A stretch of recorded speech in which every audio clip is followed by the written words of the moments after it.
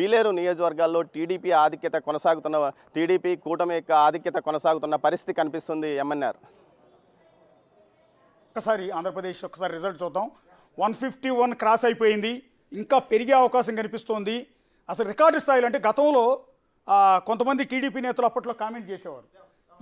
ఇప్పటికిప్పుడు ఎన్నికలు జరిగితే టీడీపీ కంటే ఒక సీట్ అదనంగానే వైసీపీ కంటే ఒక సీట్ అదనంగానే అంటే 151 కంటే ఒక సీట్ అదనంగానే మాకు వస్తుంది అని గతంలో టీడీపీ నేతలు చాలామంది పర్టికులర్ బుద్ధా వెంకన్న లాంటి వాళ్ళు కామెంట్ చేశారు. మొన్న బుద్ధా వెంకన్న మాట అన్నాడు, ఆరామ స్థానం ఇచ్చినట్టు వైసీపీ గెలిస్తే నేను 4 కోసుకుంటాను. సో ఇప్పుడు 4 కోసుకోవాల్సిన అవసరం లేదు బుద్ధా వెంకన్న గారు, మీ 4 మీ దగ్గర సేఫ్గా ఉంది. పాపం ఆరామ స్థానం ఇప్పుడు ఏమి ఆన్సర్ ఇస్తారో కూడా అర్థం కాని పరిస్థితి ఉంటుంది. ఆరామ స్థానంది ఒక దారుణమైన పరిస్థితి. ఎందుకంటే 2019 ఎన్నికలకు ముందు లగడపాటి రాజగోపాల్ సర్వే కోసం యావత్ దేశం ఎదురు చూసింది.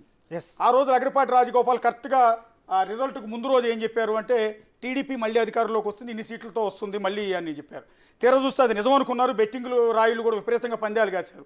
తెర చూస్తే మరుసటి రోజు టీడీపీ 23 సీట్లకు పరిమితమైంది. ఇంకా ఆ తర్వాత లగడపాటి ఏమయ్యారో ఈ రోజు వరకు కనిపించాల. సో అదే సిచ్యువేషన్, అదే లగడపాటి రాజగోపాల్ సిచ్యువేషన్ వాళ్ళ ఆరామస్థానికి వచ్చింది. ఆరామస్థాన్ ఒక్కడే వైసీపీ గెలుస్తుంది. అది కూడా 194 నుంచి 104 మధ్యలో ప్రభుత్వాన్ని ఏర్పాటు చేస్తుంది. అంతకన్నా ఎక్కువ సీట్లు వస్తాయి తప్ప తగ్గేది లేదని చెప్తూ ఉన్నారు. సో అలాంటి ఆరామస్థాన్ పాపం ఇప్పుడు ప్రజలకు ఏం చెప్పుకుంటారో తెలియదు. రెండోది వేణుస్వామి మళ్ళీ జగనే సీఎం అవుతారు, మళ్ళీ జగనే సీఎం అవుతారు పదే బల్లగుద్ది చెప్పిన వేణుస్వామి ఇప్పుడు ఏం సమాధానం చెప్తారో అర్థం కాదు. సో ఈ జ్యోతిష్యాలు ఇవన్నీ మూఢనమ్మకాలని ఎంత మొత్తుకున్నా ఎవరు నమ్మరు. వాళ్ళెవరో గెలుస్తారు, ఈయనట్లా చెప్తాడు ఎవరికి అర్థం కాదు. అయినా కూడా ఆయన పందాలు కాశారు ఆయన మాట విని. పాపం వాళ్ళందరూ ఏడుస్తూ ఉండే పరిస్థితి ఉంటారు. అటు ఆరామస్థాన్, ఇటు వేణుస్వామి పరిస్థితి ఏంటో కూడా ఎవరికి అర్థం కావట్లేదు. పాపం వేణుస్వామి కూడా టీవీ చూస్తూ ఉంటుంటాడు. సో ఇక ఆయన చెప్పే జ్యోతిష్యం, ఆయన చెప్పే ఇవి కూడా ఇంకా నమ్ముతారో లేదో జనాలు నాకు అర్థం కావట్లేదు. సో టోటల్గా 151 స్థానాలు దాటింది. సీఎం జగన్ చెప్పినట్టుగా అంటే ఇవాళ ఒక్కరోజు వరకే అనుకుంటా సీఎం. సో ఇవాళ ఒక్కరోజు సీఎంగా కొనసాగబోయే జగన్ చెప్పినట్టుగా దేవుడు రాసిన స్క్రిప్ట్. ఒకప్పుడు ఆ 2019 ఎన్నికల్లో దేవుడు ఆయనకు అనుకూలంగా స్క్రిప్ట్ రాశాడు.